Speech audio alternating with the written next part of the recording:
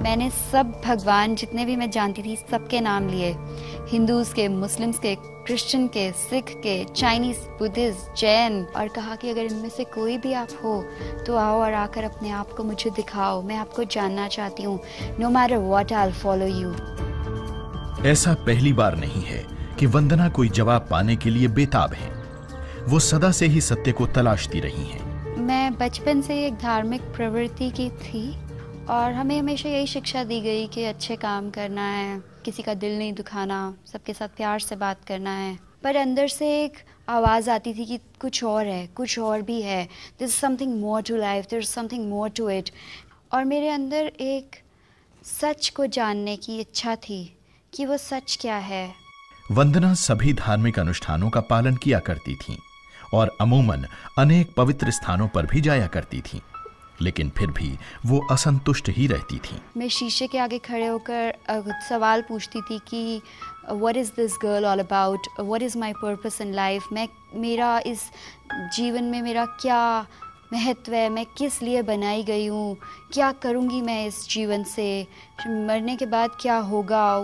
रात को जब घर में हर कोई सो जाता था तो वंदना अपने सृजनकर्ता को गुहार लगाया करती थी। तो जब मेरे घर में सब सो जाते थे तो रात को 12-1 बजे के टाइम पर मैं मंदिर में जाकर बैठ जाती थी और वहाँ बहुत से तस्वीरें होती थी, बहुत से देवी देवता होते थे जिनको मैं पूजा करती थी और मैं बोलती थी कि आज आप मुझसे मिलें प्रभु, आज आप मुझसे मिलें परमेश्वर, अपने दर्शन दें मुझे, आए मेरे सपने में आए। लेकिन उनके मन में खालीपन बना ही रहता था। हर इंसान के अंदर एक ऐसा दर्द होता है कि वो अपने क्रिएटर को जानना चाहता है, पहचानना चाहता है। I always use to question that there can never be a different god for a different country, there has to be one supreme power. Even though लोग बोलते थे रास्ते कई हैं, रास्ते कई कैसे हो सकते हैं, रास्ता एक ही होना चाहिए, और क्यों है रास्ते कई।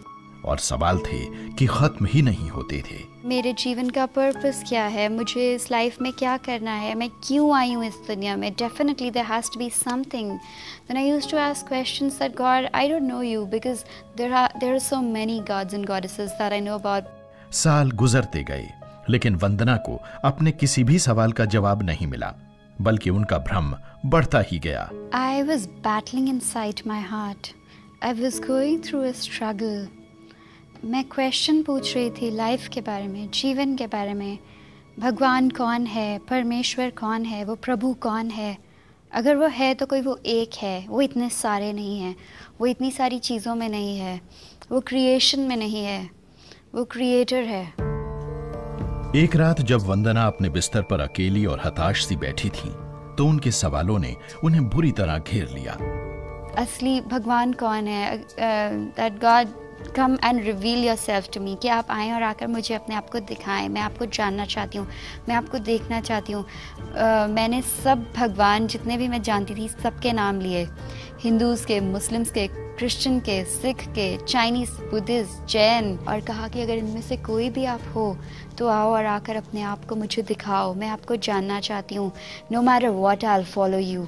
और फिर अचानक कुछ ऐसा हुआ जिसकी उन्हें उम्मीद ही नहीं थी। और जैसे ही मैंने अपनी आंखों को बंद किया, to my surprise I saw a big burning blazing cross on fire. That is all I saw. And when I saw that cross, there was something so pure and holy about that cross.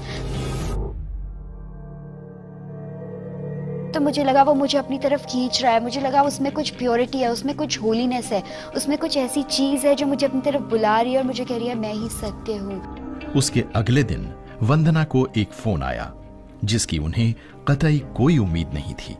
ये phone उनके school के एक मित्र का था जो एक ईसाई था। 2.5 साल के बाद एग्जैक्टली उस दिन जिस दिन मुझे क्रॉस दिखता है, अगले दिन शाम को इस दोस्त का फोन आता है और मैं महसूस कर पाती हूँ कि कुछ बात है जिसके लिए इसका फ़ोन आया है, कुछ सुपरनैचुरल चीज़ है जो चल रही है मेरी लाइफ में, जिसलिए कल रात को मुझे क्रॉस दिखा और आज के दिन परमेश्वर ने कुछ ऐसा किया कि इस क्रिश्चियन फ्रेंड का कॉल आया।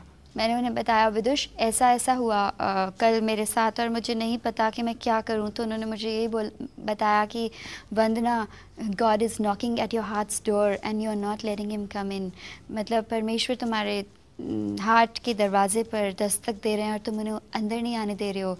और मुझे ये बात बहुत अच्छी लगी। मुझे लगा कि कोई है जो मुझसे इतना प्यार करता है, जो मुझे बुला रहा है और मैं खुद उसके लिए दरवाज़ा बंद कर रही हूँ और मैं उसे आने नहीं दे रही हूँ। वंदना जानती थी कि वो अपने हृदय में जो कुछ भी महसूस कर रही हैं, वो महज एक इत्तेफाक नहीं है। पहली बार एक परमेश्वर ने उनके सवालों के उत्तर देने की कोशिश की थी।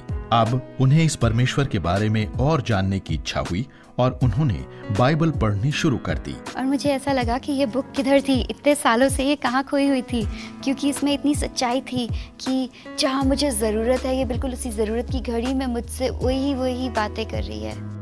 आज वंदना कॉरपोरेट सेक्टर में एक कामयाब करियर रखती हैं और जिस खूबसूरत सत्य को उन्होंने खोजा है, उसे अपने आसपास के लोगों के साथ बांटने का कोई भी अवसर गंवाती नहीं है। मेरी यही कोशिश होती है कि जो चीज़ मुझे दी है परमेश्वर ने, वो मैं दूसरों को दूं, क्योंकि मेरे पास कुछ सुंदर है, कुछ इतना अच्छा है जो मुझे हमेशा खुश रखता है। परमेश्वर ने हमें ऐसा कोई जीवन प्रॉमिस नहीं किया कि हमारे लाइफ में प्रॉब्लम्स नहीं आएंगे।